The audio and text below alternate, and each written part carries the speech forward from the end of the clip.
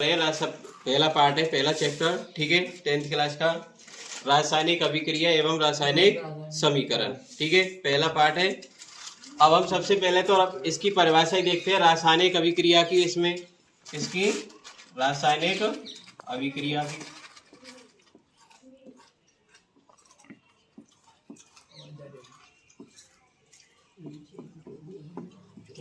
तो रासायनिक अभिक्रिया किसे कहते हैं? तो देखिए, किसी पदार्थ में, मान लो कोई भी पदार्थ है, उसमें क्या होता है, रासायनिक परिवर्तन होता है, उसे क्या कहते हैं? रासायनिक अभिक्रिया कहते हैं, ठीक है। तो किसी पदार्थ में, बिल्कुल सीधी परिभाषा है, किसी पदार्थ में होने वाले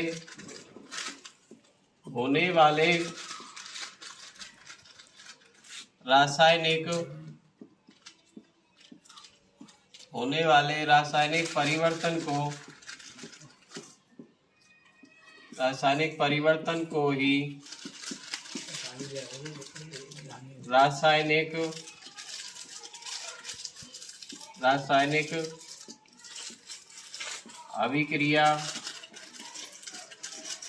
रासायनिक अभिक्रिया कहते हैं, ठीक है।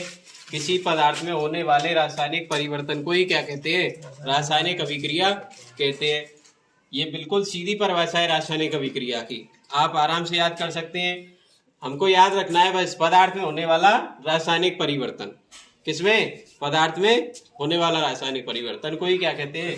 रासायनिक अभिक्रिया।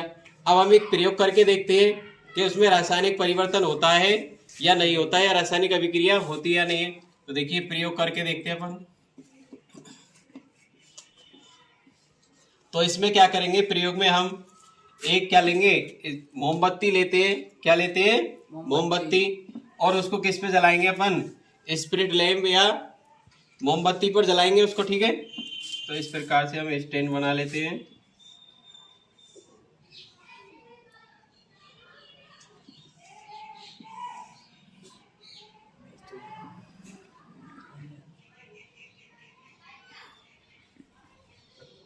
ये हो गई हमारी मोमबत्ती, ठीक है। अब इसको प्रयोग में हम क्या करेंगे, सबसे पहले हमें लेनी है एक मैग्नीशियम की छड़। किसकी छड़? मैग्नीशियम की छड़। ये वाली क्या लेनी है हमें? मैग्नीशियम की छड़। और उसको किससे? रेगमाल की सहायता से रगड़कर साफ कर लेना है, ठीक है। किससे? रेगमाल की सहायता से रगड़कर साफ कर लेते हैं। और उसे चिमटे की सहायता से पकड़कर स्पिरिट या लैंप पर हम क्या करते हैं? उसको जलाएंगे। किस पर? स्पिरिट या लैंप पर उस मोमबत्ती को हम जलाएंगे। इस प्रकार से हम चिमटे से पकड़ लेते हैं इस मैग्नीशियम की छड़ को। अब इस मैग्नीशियम के छड़ को रेगमाल से रगड़कर स्पिरिट लैंप पर जलाएंगे तो इसका क्या होगा? ऑक्सीजन की उपस्थिति में क्या होगा? इसका दहन होगा, जलेगी, ठीक है। क्या जलेगी? मैग्नीशियम की छड़, मैग्नीशियम की छड़, ठीक है। और कितनी लंबी है ये? 3 से 4 सेमी लंबाई है इसकी।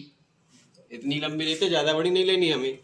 अब इसको जला रहे हैं, जलाएंगे तो इसको जलने के बाद में क्या है, जो राख बचेगी उसको हम बार्च गिलास में क्या कर लेंगे? एकत्रित कर लेंगे। इसमें क्या कर लेंगे? बार्च गिलास में इसको एकत्रित कर लेंगे। क्या कर लेंगे? एकत्रित, ठीक है। अब जलने के बाद इसको एकत्रित कर लिया, कुछ समय बाद हमने इस बार्च गिलास में इस राख को देखते हैं। ये क्या है हमारा? बार्च गिलास। ये हो गया हमारा स्पिरिट लैंप,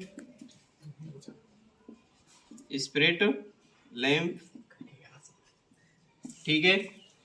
अब इसमें क्या है? राख है। तो हम कुछ समय बाद इस राख को देखते हैं तो इसका रंग कैसा हो जाता है? इस राख का रंग हो जाता है सफेद। कैसा हो जाता है?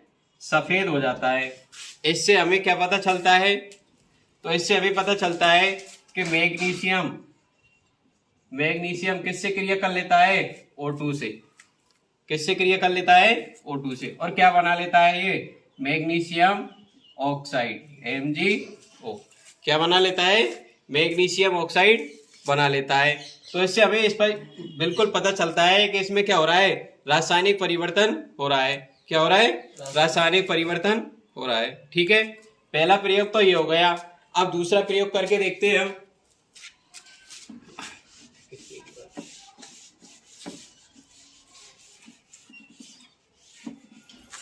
तो दूसरे प्रयोग में हम लेते हैं कांच का शंक्वाकार फ्लास्क। क्या लेते हैं?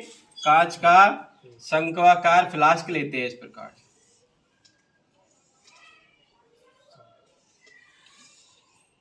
क्या लेते हैं? कांच का शंक्वाकार फ्लास्क। ठीक है, ये हो गया हमारा कांच का शंक्वाकार फ्लास्क। ठीक है, अब इसमें क्या करते हैं हम? जिंक के दाने डाल देते हैं। किसके दाने? जिंक के। इसमें क्या डाल देते हैं? ये हो गए हमारे जिंक के दाने, जेडेन जिंक के दाने। ठीक है, अब जिंक के जेडेन मतलब जिंक को किससे व्यक्त करते हैं? जेडेन से। ये तो आप सभी जानते होंगे। अब इसमें क्या करते हैं हम? सल्फ्यूरिक अम्ल डाल देते हैं। क्या कर देते हैं? सल्फ्यूरिक अम्ल भर देते हैं इसमें, या HCl हाइड्रोक्लोरिक अम्ल भी भर देंगे। ठीक है, यहाँ तक हमने क्या किया? इसको भर दिया है।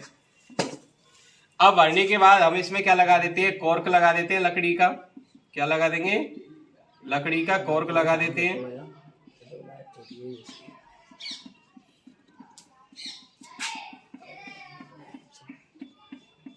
ये लगा दिया हमने, लकड़ी का कॉर्क लगा दिया, और कॉर्क लगा के इसको क्या कर दिया?